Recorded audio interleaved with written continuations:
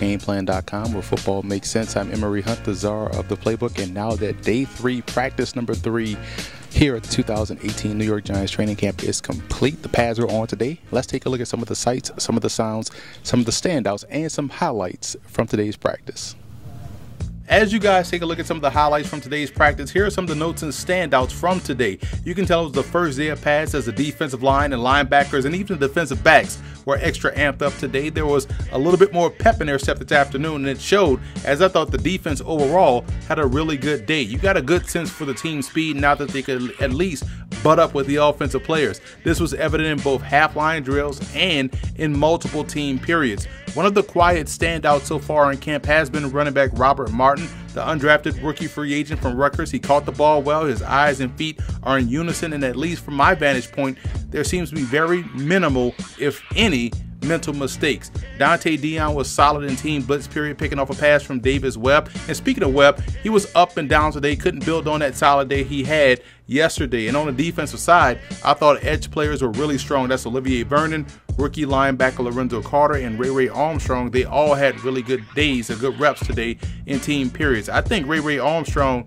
could be an underrated player on this defense because of his length and athleticism, especially in the pass defense department. Inside the red zone, the 7-on-7 drills, both Odell Beckham Jr. and running back Saquon Barkley got into the end zone. Jonathan Stewart, I thought, caught the football well today and still has good bursts in his legs to outrun defenders. And finally, got some O-line versus D-line one-on-ones, and I thought the O-line really handled themselves well. During this period, Malcolm Bunch was really strong in particular. Overall, there hasn't been a lot of interior pressure coming from the guards and the guards. Now, the tackles have had their hands full. Again, this was the first day of pads, so we'll see if they can pick it up tomorrow. Keeping with our positional focus each and every day here at Giants camp, today's focus is at the wide receiver position, and one new addition to the receiving corps this year is new wide receivers coach Tyke Tolbert. Here's what some of the players had to say about their new coach. Man, it was huge for me. I think the thing about Tyke, man, is Tyke's play receiver at LSU, and Tyke understands the nuances of the game, the little niches in there as a receiver that makes you from a good receiver to a great receiver. That's something like, let's say we have a dig route. Tyke, he teaches box drills at the stem. It's something that we work on every day. If you watch us out here, we're doing box drills, but it sets up the route. And I think that he has such a good understanding of that, man. So, I mean, having that understanding, to have it being taught to you, and then being allowed to practice it an individual, and then being able to apply it on the field, I mean, you can't ask for much more than that from a receivers coach. So having a coach who knows how to play receiver and knows the little nuances because of all the great receivers. I mean, he's coached Demarius Thomas, Emmanuel Sanders, Terrell Owens. I mean, he's coached a lot of guys, so he understands the nuances, man. So that's huge, being able to have somebody tell you that and then help you apply it on the field. So I think that's huge for me. It's been huge for me. It's helped me with my route running.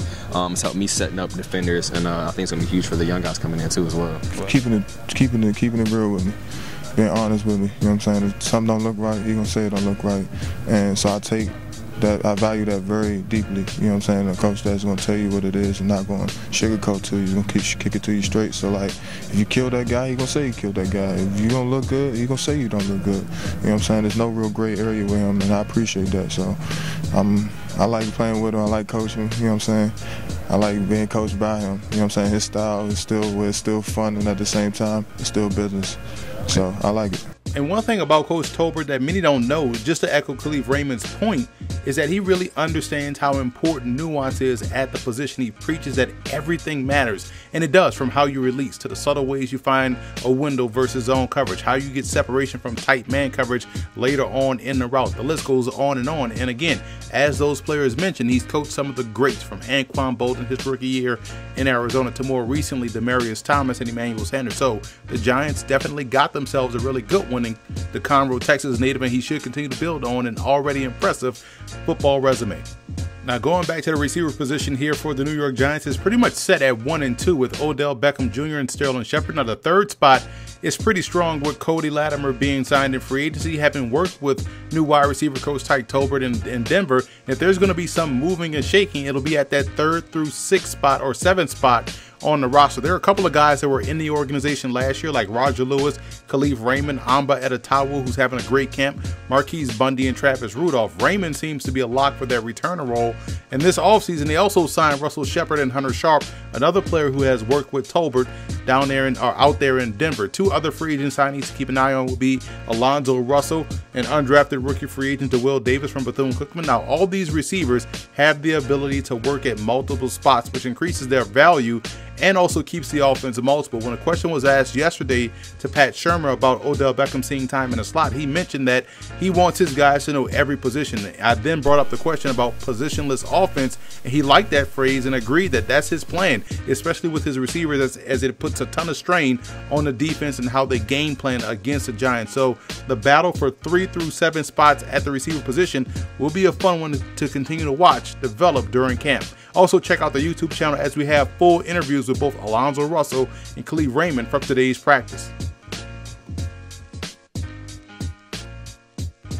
For more of our NFL training camp coverage, visit the website footballgameplan.com/NFL or subscribe to the YouTube channel at youtube.com/footballgameplan, and to check out many of our 2018 NFL team previews, which we're still pumping out. Again, visit the YouTube channel, subscribe, and also visit the website footballgameplan.com/NFL.